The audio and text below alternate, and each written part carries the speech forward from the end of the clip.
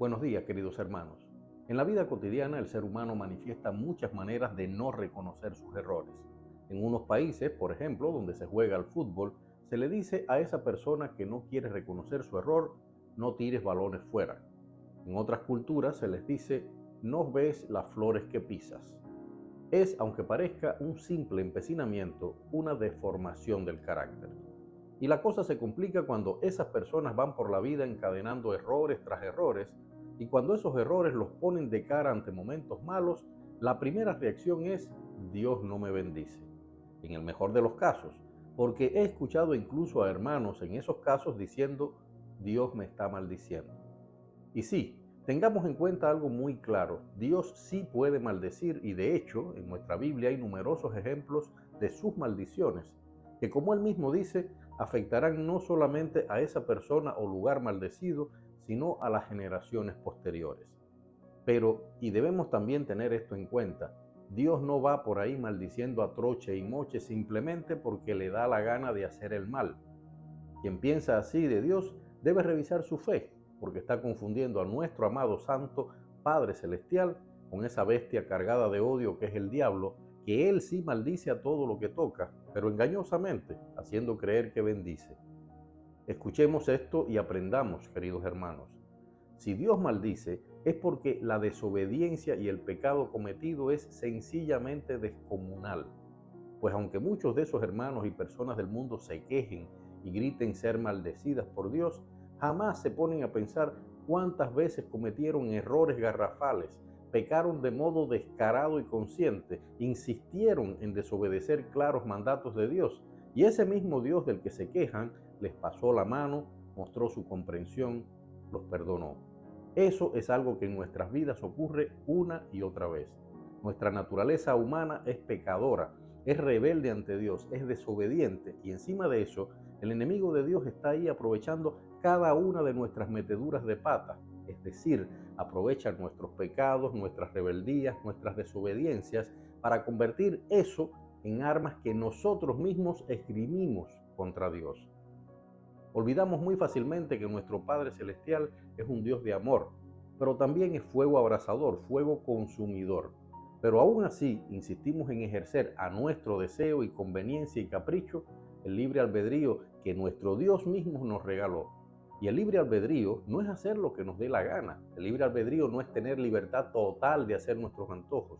El libre albedrío es una responsabilidad que Dios nos da para que demostremos nuestra inteligencia cumpliendo sus consejos amorosos de Padre y Creador, para que su reino se extienda en este mundo que habitamos mediante nuestra inteligencia, al comprender la sabiduría de sus consejos sobre ese mundo perfecto que Él creó y del cual nos alejamos precisamente por hacer lo que nos vino en gana en el jardín del Edén. Reflexionemos, queridos hermanos. Nosotros, como padres, ¿sentimos deseos de maldecir a nuestros hijos hagan lo que hagan? Rotundamente no. Nosotros, como hijos, ¿creemos que nuestros padres son capaces de maldecirnos? No lo creo. Entonces, ¿cómo somos capaces de creer que nuestro amoroso Creador, nuestro Padre Celestial, que sacrificó a su Hijo para salvarnos, cómo creemos que ese Dios amoroso puede maldecirnos porque le vienen ganas? No, queridos hermanos.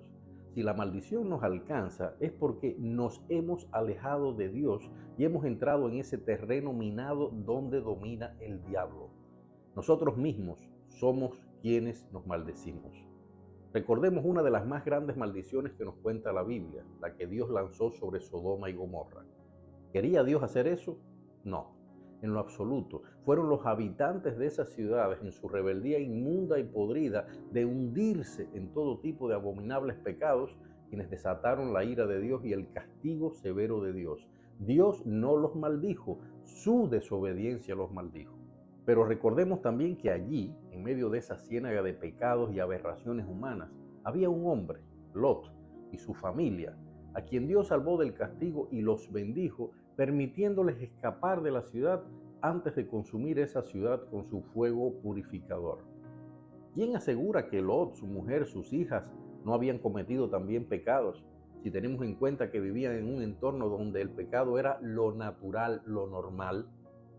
Pero Dios los perdonó, porque Lot decidió en un instante cumplir con los mandamientos de Dios y cumplir uno de los más amados principios que Dios nos legó: amar al prójimo. La historia no queda ahí. Dios les había dicho que no miraran atrás, que se alejaran de la ciudad sin mirar atrás, y la mujer de Lot desobedeció, o por curiosidad, o por ese dolor malsano que los seres humanos sienten cuando se alejan de los pecados que supuestamente han disfrutado. La mujer de Lot no quiso soltar las cadenas que la ataban a ese mundo podrido, y ahí, en ese momento, Dios la castigó y la convirtió en una estatua de sal. La lección es clara. Si Dios te ha bendecido en ese lugar al cual has llegado, en ese trabajo que ha aparecido cuando otros miles de personas no encuentran trabajo, a través de esas personas que parecen ángeles enviados por Dios, porque pueden facilitar o resolver todos tus problemas, y si con todas esas bendiciones insistes en huir hacia un rumbo desconocido, siguiendo tus caprichos y sin detenerte a analizar ese mar de bendiciones que Dios ha puesto a tus pies como una alfombra de amor, eres tú mismo quien te maldices.